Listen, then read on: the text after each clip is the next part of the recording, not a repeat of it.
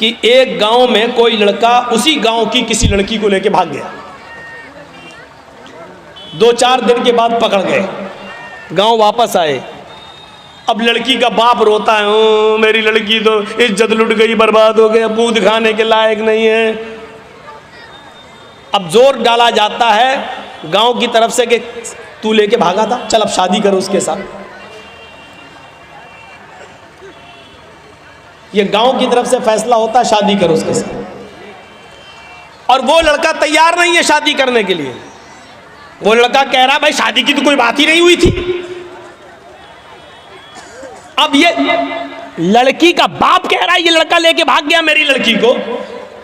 अब मेरी लड़की तो बदनाम हो गई, कुछ हुआ हो या ना हुआ हो, लेकिन बदनाम तो हम हो गए। कौन मेरी लड़की से शादी करेगा? लड़के का बाप ये कह रहा भाई दोनों बातें करते थे, मोबाइल पे लगे रहते थे रात रात भर, हम क्या करें? लड़का कह रहा हम शादी क्यों करें, शादी की कोई बात ही नहीं हुई है इससे हमारी। ठीक है हम भगा के ले गए तो तुम्हारे घर थोड़ी घुस के ले गए थे हम। फोन पे बात हुई फला जगह तुम आ जाओ, हम भी फला जगह चल रहे हैं, मोटरसाइकिल लेके आ जाएंगे। हम वहां मौजूद थे, ये आ गई, हम लेके भाग गए। अब गांव में जो सरपंच होते, मुखिया लोग, सुनो, अगर यहां पर भी ऐसा होता है तो सुन ले इस गांव का मुखिया और सरदार, कयामत के दिन तुम्हें भी गवाही देना पड़ेगी और अल्लाह के सामने तुम्हें भी जवाब देना पड़ेगा। अब क्या होता है, अच्छा ठीक है तू शादी नहीं करेगा, नहीं, अब उस लड़की का तो इज्जत खराब हो गई, हाँ तो क्या हुआ, चल 5 लाख रुपए जुर्माना देगा लड़का वाला लड़की को। अबे तेरे बाप का फैसला है? गांव के मुखिया, सरदार या सरपंच या पंचायत में जो लोग बैठकर ये फैसला करते हैं ये सब रॉन्ग है, कुरान और हदीस के खिलाफ फैसला कर रहे हैं। दुनिया में 5 लाख 4 लाख रुपए दिलवा सकते हो, लेकिन कयामत के दिन अपने आप को बचा नहीं सकते हो इस फैसले से। सवाल यह पैदा हुआ है कि लड़का भागा तो लड़की भी तो भागी, फिर जुर्माना सिर्फ लड़के पर क्यों आयद हो रहा है? और लड़के का पैसा 4 लाख 5 लाख रुपए आप लड़की को और उसके बाप को दिला देते हैं, ये कहां की इंसानियत है? जबकि कुरान ये कह रहा है अज़्ज़ानियतु वज़्ज़ानी फजलिदू कुल्ल वाहिदतिन मिनहुमा मियता जल्दा। जिना करने की, बदकारी की शुरुआत लड़के की तरफ से पहले नहीं, लड़की की तरफ से पहले होती है। भागने और भगाने की शुरुआत लड़के की तरफ से नहीं, लड़की की तरफ से पहले होती है। ये सुई है, ये धागा है, दर्जी साहब सुई में धागा डाल रहे हैं, लेकिन सुई को हम ऐसे हटा देते हैं, धागा जा ही नहीं सकता है। जब सुई अपनी जगह पर खड़ी है, टस से मस नहीं हो रही है, तब धागा उस सुई के अंदर चला जाएगा। ये साफ सरी दलील है, अगर लड़की अपने आप को बचाए तो लड़का कभी उसके साथ जिना कर ही नहीं सकता। मौलवी जर्जीस की बात इंडियन कानून के खिलाफ है, लेकिन कुरान और हदीस की रोशनी में है। जिना की शुरुआत अगर लड़की भागने के लिए तैयारी ना हो तो लड़का भगा ही नहीं सकता है, लड़की भागती नहीं। सवाल है साहब मेरा लड़का, तुम्हारा लड़का मेरी लड़की भगा के ले गया, तू तो 18 साल तक पालता रहा, फिर तू अपनी अलमारी भी नहीं बचा सका, वो पैसा भी लेके भाग गई और सोना भी लेके चली गई, जेवर भी लेके चली गई। जब तू अपनी लड़की पर इतना कंट्रोल नहीं कर सका तो जुर्माना लड़के वालों पर लगाते हैं, और ये फैसला पंचायत करती है, गांव की सरपंच करता है, मुखिया करता है, सरदार करता है, ये फैसला जो कुरान और हदीस के खिलाफ है।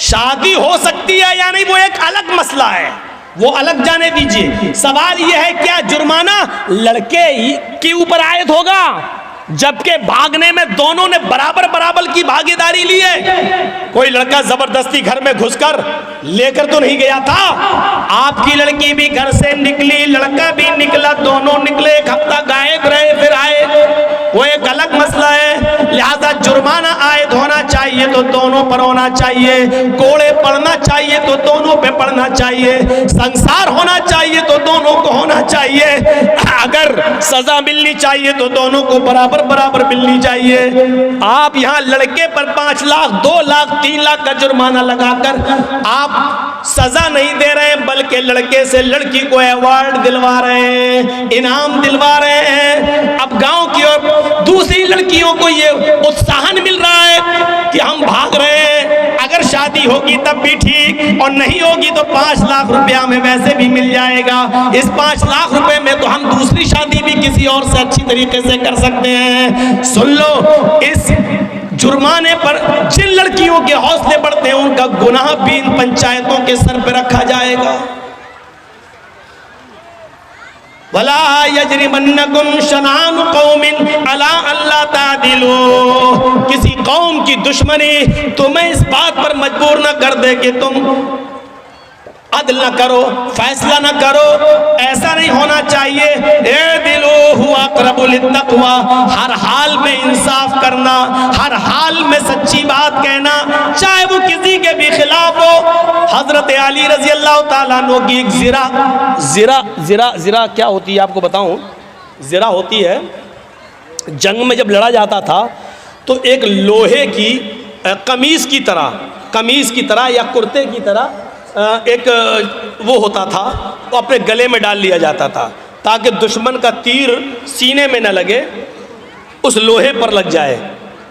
तीर आए, खंजर आए, तलवार आए तो वो लोहे पर लगे, तो उसको बोलते थे ज़िरा।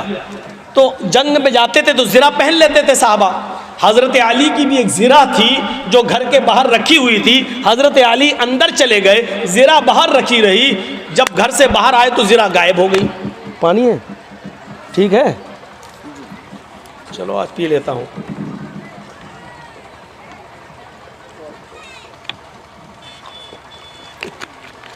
वो ज़िरा गायब हो जाती है। और सुनिए, 6 महीने के बाद वो ज़िरा एक यहूदी के पास नजर आती है। आहा, सुनते रहिए मेरे भाइयों, बड़ा जबरदस्त मसला। किसके पास? एक यहूदी के पास नजर आती है वो ज़िरा। हजरत अली ने उस यहूदी से कहा, ये ज़िरा मेरी है। और हजरत अली कौन है? अमीरुल मोमिनीन समझ रहे हो ना? उसको समझाने के लिए बोल दूं, चीफ मिनिस्टर, अमीरुल मोमिनीन है, पूरे इलाके के जिम्मेदार हैं। यहूदी से कहते हैं, यहूदी ये ज़िरा तो मेरी है, तेरे पास कहाँ से आई? उसने मुस्कुराते हुए कहा, अच्छा नियत खराब कर रहे हो मेरी ज़िरा पर, ये तो मेरे पास बहुत दिनों से है। हज़रत अली ने कहा, तुम पंगा ले रहे हो, तुम्हें अच्छी तरीके से मालूम है कि ये ज़िरा मेरी है। उस यहूदी ने कहा, आप झूठ बोल रहे हैं। लीजिए, किससे कहा जा रहा है? हज़रत अली से। आप झूठ बोल रहे हैं, ये ज़िरा आपकी नहीं मेरी है। हज़रत अली ने कहा, मैं तुम्हारे खिलाफ मुकदमा दायर करूंगा अदालत में। उस यहूदी ने कहा, कर दो मुकदमा, देखते हैं अदालत क्या फैसला करती है। हज़रत अली ने मुकदमा दायर कर दिया। कहाँ? कोर्ट में, अदालत में। और जज कौन है? काजी शुरैह। और ये जज किसने बनाया? हजरत अली ने। जज किसका? अली ने बनाया। लेकिन जज बना जरूर रहे हजरत अली, लेकिन जज ने ये नहीं देखा कि मुझे जज बनाया किसने।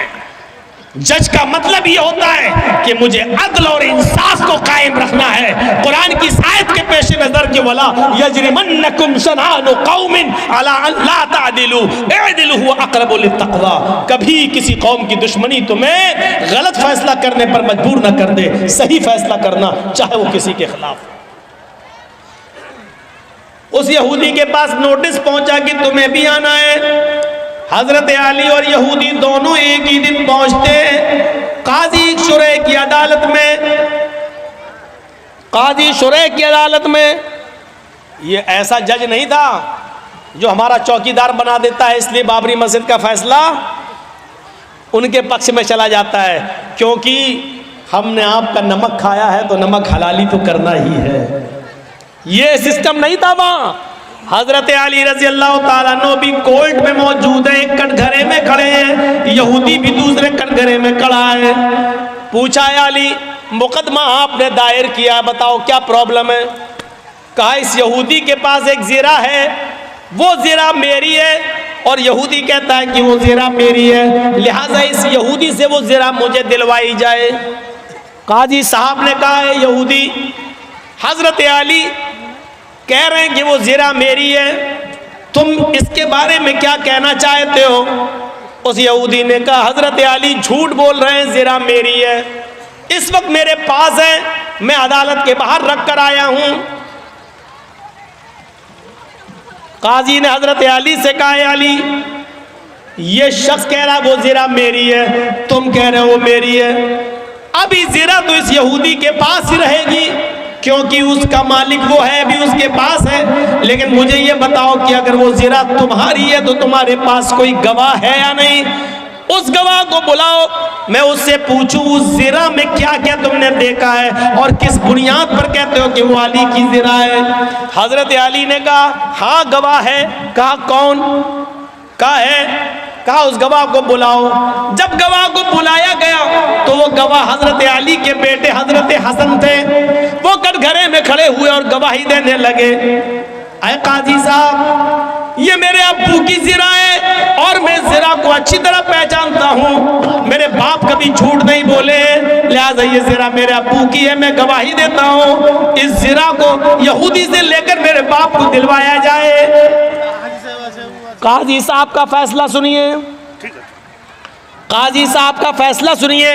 काजी साहब कहते हैं अमीरुल मोमिनीन से, आए अली जी,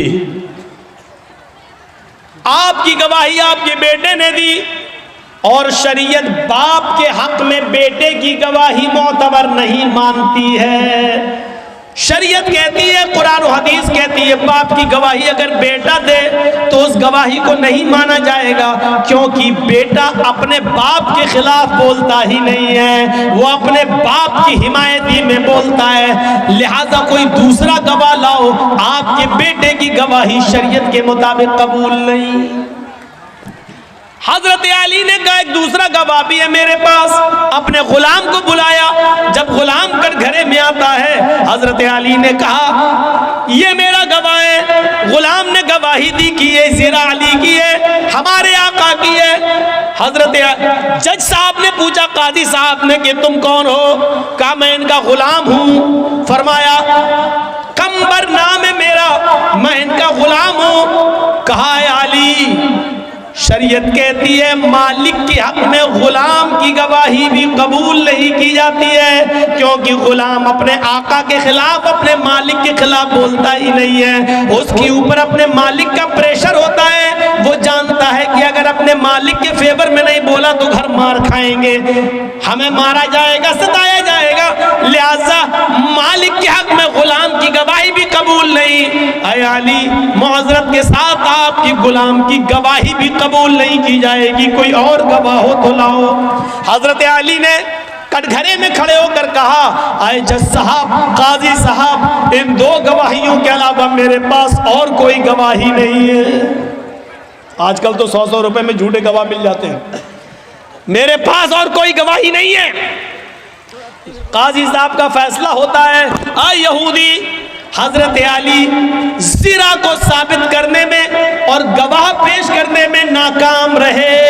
वो शरीयत के मुताबिक सच्चा गवाह पेश नहीं कर सके और जो गवाह पेश किया वो शरीयत के दायरे में आता ही नहीं है। लिहाजा अली नाकाम रहे ज़िरा को अपना साबित करने में। वो ज़िरा के मालिक तुम हो और अदालत ये फैसला करती है कि वो ज़िरा के हकदार तुम ही रहोगे, वो ज़िरा तुम्हारी रहेगी, उस ज़िरा पर तुम्हारा हक है, तुम जा सकते हो और ज़िरा भी ले जा सकते हो। ये उस जज का फैसला है जो हजरत अली ने बनाया, ये उस काजी का फैसला जिसको हजरत अली ने बनाया। लेकिन कुरान और हदीस के मुताबिक फैसला किया। फैसला में अगरचे ज़िरा में हजरत अली की थी, ज़िरा हजरत अली की गवाह वगैरह न लाने में ऐसा हो जाता है कि फैसला यहूदी के हक में करना पड़ता है। यहूदी उस जिरा को उठाता है, कटघरे से बाहर निकलता है, कहता है जज साहब आपके फैसले को सलाम करता हूँ, आपने वही फैसला किया जो कुरान और हदीस में बताया गया,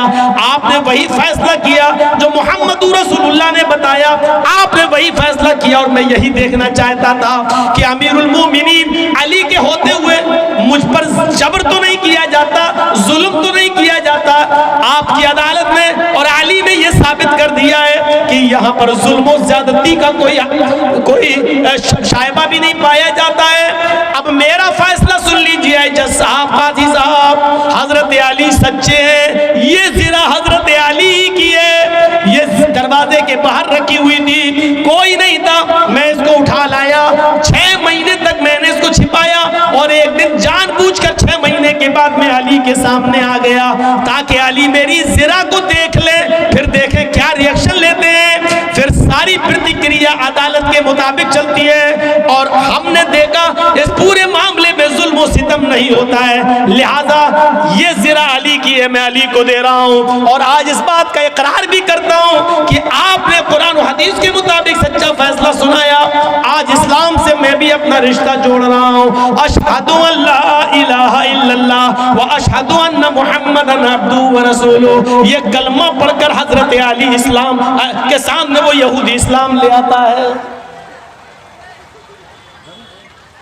यहां से आप अंदाजा लगाइए कि हजरत अली के खिलाफ फैसला हो रहा है, हजरत अली के खिलाफ फैसला हो रहा है, तो किसी की दुश्मनी तुम्हें इस बात पर मजबूर न कर दे कि तुम उसके साथ नाइंसाफी करो। नाइंसाफी नहीं होनी चाहिए। अमर इब्न आस के लड़के ने मुल्क के शाम के अंदर एक यहूदी बच्चे को इस बात में थप्पड़ मार दिया था। कोई बात 3 बजे रात में नहीं होता, नहीं होता है 3 बजे रात में कोई गैर मुस्लिम नहीं होता, ये सब बकवास है। जो भी हो, लेकिन ये चीज़ सही नहीं है। 20 तकरीर में आप किसी का टॉपिक बदलवाएं, ये अच्छी आदत नहीं है। इसीलिए आप खुद सोचो कि बिहार बंगाल तंग आ गए हैं। जो चीज़ नहीं, वो सब नहीं होता। गैर मुस्लिम है तो आगे बैठा लो उनको, लाइए, हम उनसे पूछे कि उनके समझ में आ रहा कि नहीं आ रहा, आप लाइए उनको आगे बैठा लिए।